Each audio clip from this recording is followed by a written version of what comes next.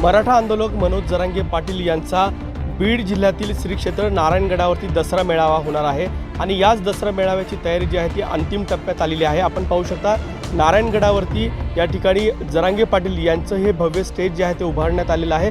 त्याबरोबरच हा संपूर्ण परिसरामध्ये जी सभा जी आहे ती आयोजित करण्यात आली, त्याच्यानंतरच या ठिकाणी दसऱ्याचं सीमोल्लंघन होत असतं। यावर्षी दुसरा दसरा मेळावा होतोय आणि जरांगे पाटील या मेळाव्याला या ठिकाणी श्री क्षेत्र संस्थान नारायणगडावर हा परंपरेने चालत आलेला हा दसरा मेळावा मागच्या वर्षी संघर्ष योद्धा जरांगे पाटील यांनी आपली सर्व ताकद लावून या ठिकाणी भव्य दिव्य स्वरूपामध्ये दसरा मेळावा हा पार पडला होता। पण यावर्षी त्यांची अशी अपेक्षा आहे की होईन तसा।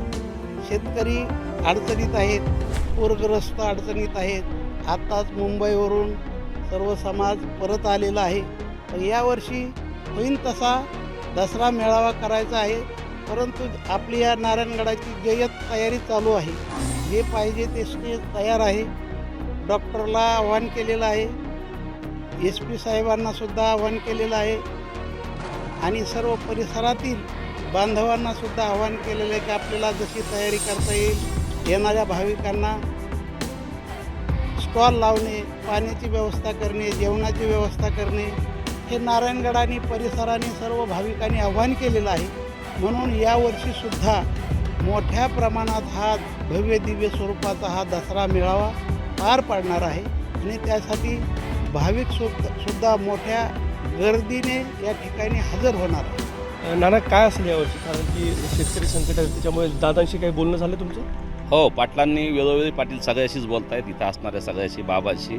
आणि पाटलांनी सांगितलं यावर्षी ओला दुष्काळ आहे, शेतकऱ्याचं नुकसान झालं आहे, बळीराजा अडचणीत आहे आणि त्याच्यामुळं जसा होईल तसं साध्या पद्धतीनं आपला पारंपरिक दसरा मेळावा असतो, त्यामुळे तो करावाच लागणार आहे आणि म्हणून तशा पद्धतीनं साध्या पद्धतीनं नियोजन सुरू आहे। पण महंत शिवाजी बाबा असतील, गडाचे सगळे ट्रस्टी आहेत, गडाचे सर्व भक्तगण आहेत, या सगळ्यांनी मिळून एक चांगला निर्णय घेतला आहे की यावेळेस कुणाचीही देणगी घ्यायची नाही, तर नारायणगड या सगळ्या दसरा मेळाव्याचा खर्च करणार आहे आणि ज्याला कुणाला देणगी द्यायची ती थेट पूरग्रस्तांना द्या असं बाबांनी आवाहन केलं आहे। आणि त्याच्यामुळं आता जो खर्च होतो आहे, जे नियोजन आहे ते फक्त नारायणगड करतं आहे। सगळी तयारी झाली, स्टेजची तयारी पूर्ण झाली, पार्किंगची व्यवस्था झालेली आहे, परमिशनची प्रतीक्षा आहे। आम्हाला सकाळी फोन झाला आमचा, परंतु अद्याप परवानगी आम्हाला मिळालेली नाही, लवकरच मिळेल ती। असं असेल कारण की पूर्ण क्षेत्र किती आहे आणि पार्किंगची व्यवस्था कुठं करण्यात आलेली आहे, जे काही भाविक बाहेर न येतील त्यांच्यासाठी काय व्यवस्था विशेष? संघर्ष योद्धा जरांगे पाटील यांचा दसरा मेळावा गेल्या वर्षीपासून आपण या ठिकाणी चालू केलेला आहे आणि त्यांची इच्छा होती की आपण नारायणगडवर दसरा मेळावा चालू करावा। बाबाची आणि त्यांची चर्चा झाल्यानंतर सर्व मराठा सेवक असतील, ट्रस्टी असतील, सगळ्यांनी सुरुवात केली आणि ते तिथं खंड कुठं पडू नये म्हणून हा दसरा मेळावा दादाशी आमची, आता नाना म्हणल्याप्रमाणे बाबाची आमची सगळ्यांची चर्चा झाली की हा दसरा मेळावा तर सध्या महाराष्ट्रामधलं संकट आम्हाला सगळ्याला माहिती आहे, म्हणून हा दसरा मेळावा परंपरेने चालत राहावा, म्हणून जसा होईल त्या पद्धतीनं आपण या ठिकाणी करावं। आणि बाबांनी पुन्हा आव्हान केलं की हे नारायणगडाच्या वतीनं दसरा मेळावा आयोजित आम्ही या ठिकाणी केला आहे, त्यासाठी देणगी स्वरूपामध्ये अनेक लोकांचे बाबांना फोन येत आहेत।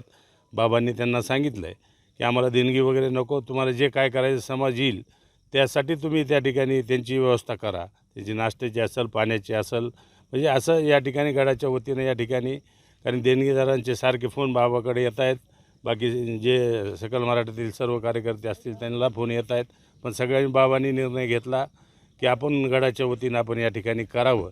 म्हणून या ठिकाणी दसरा मेळाव्याच्या माध्यमातून दादाची सुद्धा आमची चर्चा झाली की आपण यावेळेस जसा होईल तसा, तरी माझ्या अंदाजाने दसरा मेळावा जसं गेल्या वर्षी झाला त्या प्रमाणातच या ठिकाणी होणार आहे। आणि स्वतः जरांगे पाटील या व्यासपीठावरनं या समस्त भाविक असतील, मराठा समाज बांधव असतील, त्यांना मार्गदर्शन जे आहे ते करणार आहेत आणि एकंदरीतच निश्चित राज्याचं या मेळाव्याकडे लक्ष लागलेलं आहे, कारण की जरांगे पाटलांचा हा दुसरा मेळावा होतोय।